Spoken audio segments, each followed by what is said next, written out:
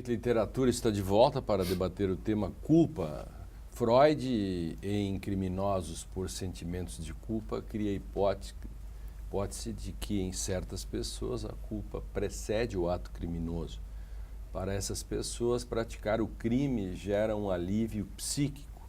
A psicanálise e o direito tratam a culpa de forma diferente. Como é que você vê isso, Mário? Olha, essa é uma descoberta surpreendente de Freud, esse paradoxo, né? Uhum. Eu tenho uma formulação mais simples que eu ouvi uma vez. Uma pessoa me descreveu o paradoxo. E ela disse assim: quando eu estou bem, é insuportável. Só fico bem quando eu estou mal. Que coisa. Né? E uma outra pessoa tem um pouco a ver quando você, no cotidiano, você não tem nada para fazer e não consegue a angústia se sentir, dizer assim, mas eu devia estar fazendo algo, tem a ver com isso? Exatamente, exatamente. Ou uma outra descrição, quando eu me aflijo, é insuportável e logo eu infrinjo. Sim. Tá? Então, mas Freud situou esse paradoxo, né? Que antes vem uma culpa que, para o sujeito se livrar da exigência desta culpa, que é insuportável, ele age. E age numa infração, né? Uhum. Tá? Sim, por isso, infração, isso. Infringe. Então, por isso que ele vai dizer, são criminosos por sentimento de culpa. Né? Porque a gente sempre esperaria que o sujeito comete uma infração e depois vem a culpa. E Freud localiza que é uma culpa anterior. Né? Então, claro, Freud vai tentar elucidar isso, esse paradoxo, né? E ele vai localizar, no andamento da busca dele, o que ele vai chamar o supereu, né? Essa instância de autoridade que é internalizada e que, em certa medida, é extremamente cruel, exigente, um tipo de imperativo categórico implacável. Só para explicar para o telespectador de todo o Brasil, Freud id, ego, superego, o supereu é o superego. Isto. O id é o isso. Que é assim, um exemplo, acho que o Moacir Scliar escreveu uma vez, o id quer ir para o carnaval e fazer de tudo. De tudo. Né? O ego se dá conta da sua realidade e o superego diz, não faça isso. Não faça isso. Né? Então, essa instância que cobra, né, em nós... A instância judiciária de cada um. A instância judiciária, exatamente. Né? Então, esse judiciário que está instaurado na cultura, ele também está instaurado psiquicamente. Né? Que é interessante que a culpa em alemão, se vai para o plural, Schulden, ela significa dívidas. Dívidas. Né? Então, quando falamos de culpa, se trata de uma dívida, de uma promissória que o sujeito passou e ele tem que dar conta, né? Tem que pagar as Schulden, isso. Né? Schulden bezahlen. Exatamente. Pagar as culpas. As culpas, as dívidas. As né? dívidas. Então, e qual é a dívida que nós construímos? É uma dívida contingente? É uma dívida que poderia não acontecer? Ou ela é estrutural? Faz parte da nossa condição entrarmos na existência com essa dívida. O que significa entrar na linguagem? Né? A hipótese de Freud é que o bebê tem um tal estado de gozo, né? E que para ele entrar na linguagem, ele precisa abrir mão desse gozo. Tá? Um custo. tem um custo, ele precisa abrir mão disto. E este gozo que fica esquecido, né, que foi excessivo, né, porque o estado de plenitude de um bebê... A completude, a mãe... Isso. A promissória volta. A promissória volta. A promissória volta. E é muito interessante que ela vai voltar quando a criança vai sair do mundo do brincar e passa para a Wirklichkeit, né? Que é a efetividade. Não é a realidade, é a efetividade. Né? Wirklichkeit, não é a Realität, né? Passa para a efetividade. Wirkungsgeschichtliche Bewusstsein é a consciência que se tem da história efetual. Efetual. Wirklichkeit, né? Seria efetividade. Efetividade. Então, quando entramos na efetividade, é que a dimensão da culpa... De algum modo... Que é a adolescência, né? Na adolescência que começa... E aí... Não, e veja, eu estava, enquanto ouvia vocês, quando a gente fez referência à própria tradução, né, da culpa como dívida, tem uma dimensão material aí nessa coisa que é importante, penso eu. Principalmente nesse contexto que eu fazia a descrição da própria obra do Houellebecq, em que o contexto nosso, daquele que o Lênin dizia, o vazio se dá, ou a angústia principal se dá, quando eu não me realizo como uma pessoa plena dentro das demandas sociais que são postas hoje em dia. A nossa forma de vida é essa forma, o Benjamin dizia, né? A religião do desespero é o capitalismo. O Benjamin dizia num texto muito próximo da época de Freud, 1921. O Benjamin dizia exatamente isso. O capitalismo é a religião do desespero.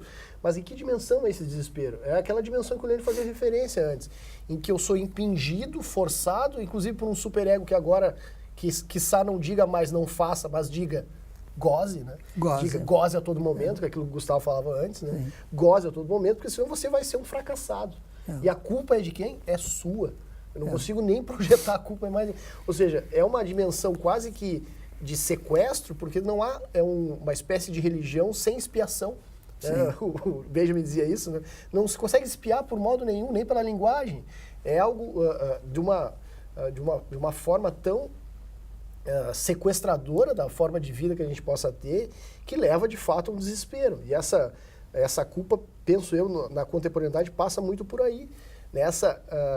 A gente, em outros programas a gente conversou, né, com o professor Mário também aqui, desse empreendedorismo de si, né, essa dimensão que todos nós temos quase que obrigatoriamente de realização profissional, afetiva, ser uma pessoa plena nesse sentido mais agora de realização material. Sim, né? Há um processo, Gustavo, de culpa no sentido de... E as redes sociais são, digamos, esse espelhamento, é uma espécie assim, de vingança do que o mundo faz contra nós mesmos, porque ele expõe. Então, se você não fotografar o seu prato de comida, você fracassou no seu almoço. Exato. Você não conseguiu saborear aquilo. Você não saboreou. O gosto está na exposição. Eu só queria fazer também um outro comentário, é uma atividade paralela, eu sou músico, né? Aí eu compus uma música chamada Desinteressantismo, que é baseada numa entrevista do Conrado Caligari, falando, o título da entrevista é Não Quero Ser Feliz, Quero Ter Uma Vida Interessante. E é exatamente o que eu tento problematizar, que o Caligari fala isso, né? Eu vou viajar e eu mais preocupado com a foto do que com o contexto existencial daquela dimensão, né? Eu acho isso interessante pensar. O que o Mário falou que eu achei interessante na fala lá, no depoimento da pessoa que estou... não aguento mais, estou bem, né? Sim. A frase do Lacan, que para mim, me lembrou isso, toda a criatividade é fruto da angústia. Sim. Então, de algum modo, essa questão provocativa da angústia, ela te traz uma via dupla, né? Ao mesmo tempo que ela te pode gerar um espaço de inventividade, também a culpa por esse sentimento de estar, mais ou menos, sentir-se em dissintonia desse horizonte de sentido, que é o que o Augusto falou do imperativo do gozo, né? O imperativo da obrigação torturante da autorrealização. Claro, e aí eu perguntar, a angústia é condição de possibilidade. Para uma vida autêntica, né? E se você quiser suprimir a angústia, você vai para o psicotrópico ou qualquer outra coisa. E no direito, A angústia, o que te causa angústia são as contingências, os fatos. Se você quiser respostas antes das perguntas, ou, por exemplo, como se faz hoje, fazer enunciados sobre o Código de Processo Civil, é querer fazer evitar a angústia. Você quer... Um tamponamento. Né? Claro, e a angústia é produto, me corrija se estiver errado, o Mário, porque o sujeito da modernidade nasce, ele tem angústia, mas não sabe que tem. Só depois que se tematiza essa angústia, né? Então, enquanto isso, ele tem outros problemas graves enquanto ele não tematiza a sua angústia. E tematizar a angústia é tematizar essa questão da culpa.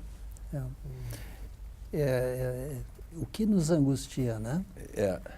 O Kierkegaard nos colocava já essa pergunta, né? O que nos angustia?